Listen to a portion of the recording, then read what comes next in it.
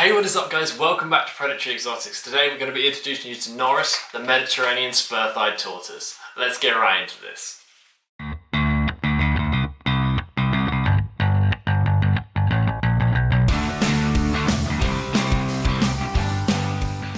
Today we're going to be giving you a complete guidance out to looking after this great species. So Norris here is about 20 years old. I actually acquired him from a family friend who keeps and breeds tortoises. He spent a little bit of time at Drusilla's as a baby, but we've had him for about 15 years. We've been taking care of him ever since. So the Latin name for the Mediterranean spur-thighed tortoise is Testudo greca. They're first discovered in 1758, and the reason they're called the Mediterranean spur-thighed tortoise is because on their back legs they have two little spurs, and this is how you tell the species.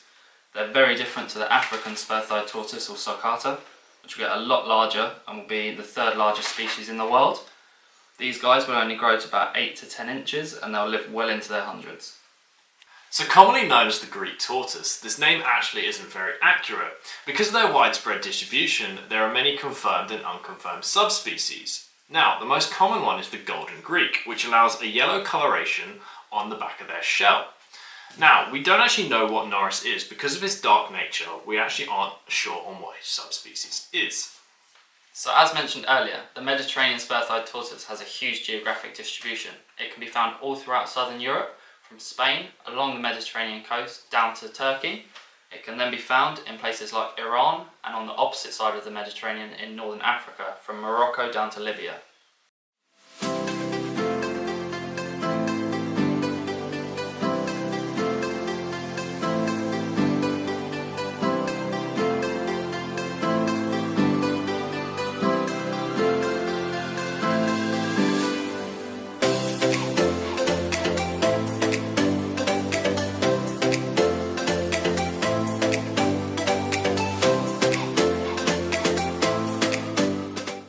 Now, the caring of a tortoise in the reptile community is somewhat controversial, but today we're going to be telling you about what we think is best and how we've been caring for Norris so far. So as an adult tortoise, Norris actually spends the majority of his time outdoors. In the summer he'll spend all year outside. In the spring he has to come in at night just because it's a little bit cooler. In the winter he'll do his hibernation, which obviously he'll be asleep for indoors. In the autumn he'll, depending on temperature, he might go outside for a little bit. If you do keep your tortoise outdoors, you either have to build a custom pen or make sure it's nice and secure so he can't dig under any fencing or anything like that. When he's in his hutch, he has a nice thick layer of hay, which means he's nice and warm if he is kept out overnight. But this means it has to be secure from predators such as foxes and birds and stuff like that that can take him away. Indoors, he has a nice little tortoise stable. It's a bit small at the moment, but hopefully he'll get an upgrade, and that's kept with newspaper, just so we can bury in it, keep it nice and clean, and it's easy to clean out.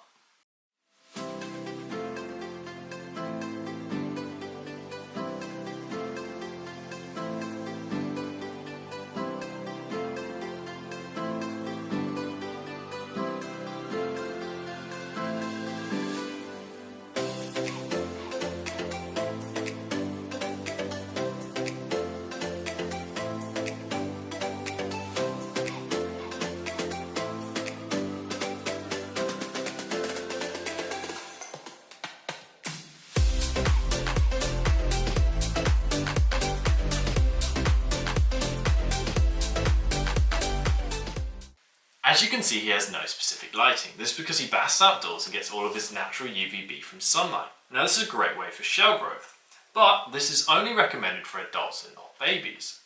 As a baby, he was kept on a mercury vapor bulb to give him all of his UVB needs for shell growth.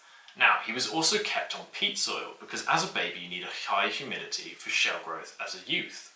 So if you are planning on keeping a baby tortoise or an adult tortoise indoors all year round, you are going to need specific lighting. Either use a mercury vapor bulb, which will keep the hotspot around 90 to 100 degrees. If you don't use one of them, use an extra UVB source, such as a 10% UVB tube. This will make sure the shell grows nice and smoothly and it hasn't got any bumps on it. Also in the indoor enclosure, if you're not keeping them outside, you are going to need a larger indoor enclosure, probably something around 6 to 3 foot. So hibernation or brumation isn't necessary when keeping your tortoise, but it is recommended when breeding. A process called spermatogenesis will occur, and this will help trigger breeding when they wake up out of their slumber. In autumn they will go off their food, but it's important to make sure all the food is out of their system before they hibernate, or the food can actually rot inside them while they're hibernating. So it's important to stop feeding them. Do this in the autumn and then keep them warm so all the food comes out of their system. They will then start to bury themselves in a nice cool area, either underneath your newspaper or in the hay. At this point, you can either put them in a cool area in your house or in a garage, and some people even have a separate fridge so they can put them in there. It's important to keep them at a stable temperature, and then they'll wake up sometime in the spring. So they'll be inactive in winter and awake in spring. This allows them to breed. You can place a male with a group of females, and around April-May they will start to breed. Their eggs will then be laid in June. Now these eggs take 55 to 70 days to hatch. With incubation, it's about 84 to 88 degrees. The thing with tortoises is that they are sex determination based on temperature. So if you higher the temperature during incubation, it will result in a female, whereas if you lower the temperature, it will result in a male. Now if you have it around the middle, you'll have an even spread of male and females.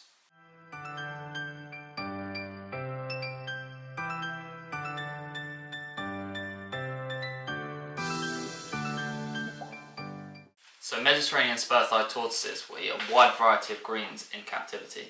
You mostly want to feed them weeds and leafy greens such as turnip greens, collard greens, kale, dandelion, stuff like that. They can also be fed vegetables. Sweet corn, carrot, squash, courgette are also really good for them.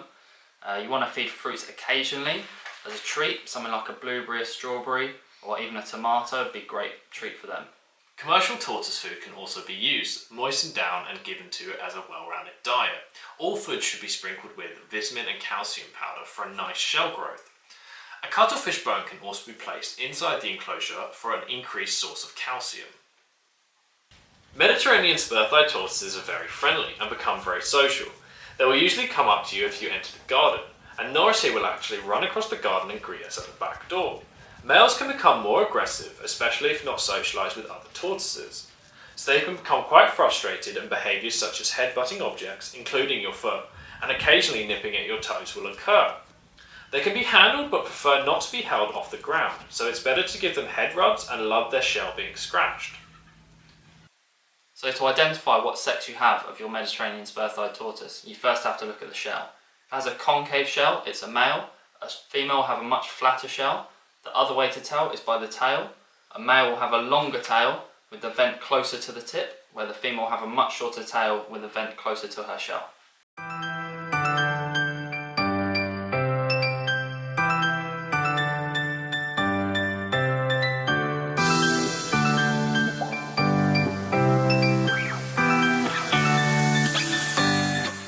The most important thing is to ensure a nice healthy shell growth. With proper lighting and proper diet, this shouldn't be an issue.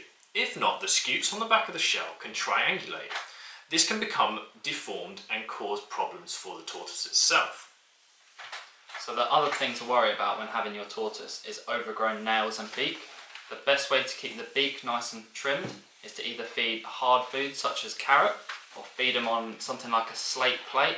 This will make sure the beak is worn down nicely.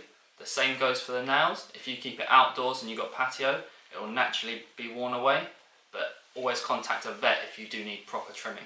Pre-built tortoise enclosures can be used, but it's probably cheaper to build one yourself. Ranging from about 150 to 250 pounds, you can make this enclosure as large as possible and the best fit for you. These tortoises, less common than most other tortoises, will actually be a bit more pricier, ranging at about 150 pounds. But with the food basically being free, because a lot of the same items can be found on your grocery list, it makes it convenient and easy for you. So in conclusion, the Mediterranean spur-thighed tortoise is a great pet for adults and kids alike.